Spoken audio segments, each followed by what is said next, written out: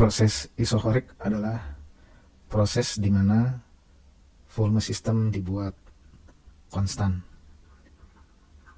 yang berarti tidak ada perubahan volume sistem. Karena tidak ada perubahan volume, ini berarti usaha yang dilakukan oleh sistem sama dengan 0. Nah, ini berarti pada proses isokorik dibuat tabungnya permanen, tidak bisa berubah volumenya. Nah, ini akan membuat ketika sistem menyerap kalor, maka seluruh kalor yang diserap oleh sistem ini akan digunakan seluruhnya untuk menaikkan energi dalam sistem. Berdasarkan hukum pertama termodinamika, delta U sama dengan Q min W. Karena W-nya 0, usahanya 0, berarti delta U sama dengan Q. Nah, persamaan ini menyatakan bahwa seluruh kalor yang diserap sistem ini akan digunakan seluruhnya untuk menaikkan energi dalam sistem. Nah, berapa kenaikan temperatur dari sistem ini bisa dicari lewat hubungan delta U sama dengan F per 2 NR delta T. Ini adalah hubungan yang berlaku umum untuk kasus apapun, di mana F ini adalah derajat kebebasan, N ini adalah jumlah mol gas, dan R adalah tetapan gas. Nah,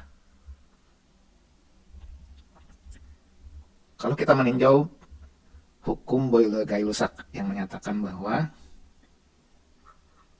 P1 V1 per T1 sama dengan P2 V2 per T2. Pada proses isokorik, karena volumenya konstan, berarti ini bisa dicoret, sehingga tinggal P1 per T1 sama dengan P2 per T2. Ini menunjukkan bahwa ketika temperatur naik, maka tekanan akan ikut naik. Inilah yang terjadi pada sistem ketika menyerap kalor, temperaturnya naik, tekanan di dalam sistem juga naik. Nah, berdasarkan persamaan gas ideal PV sama dengan nRT, karena volume konstan, berarti yang namanya delta P kali V ini sama dengan NR kali delta T.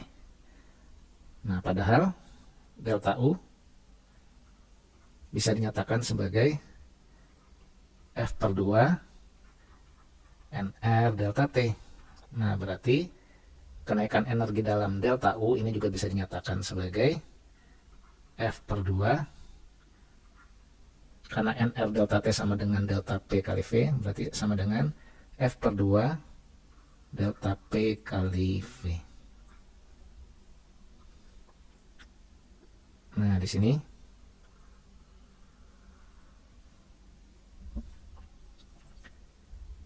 yang perlu diperhatikan adalah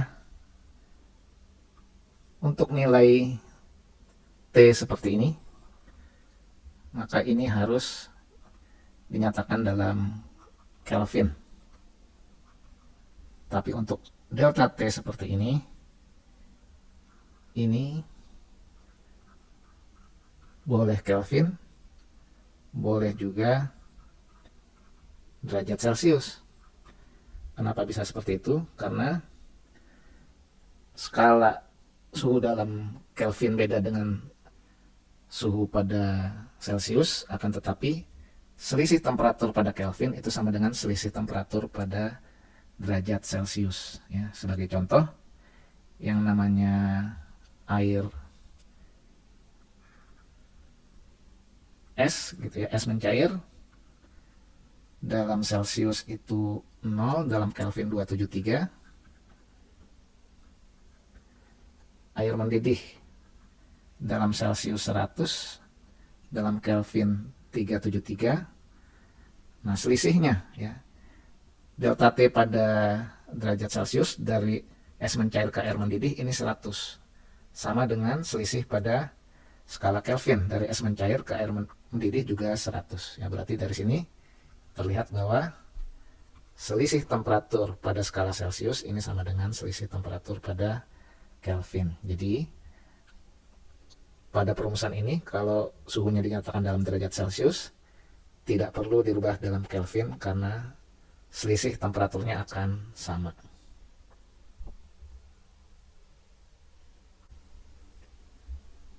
Sekarang sebagai latihan, coba kerjakan dua soal berikut.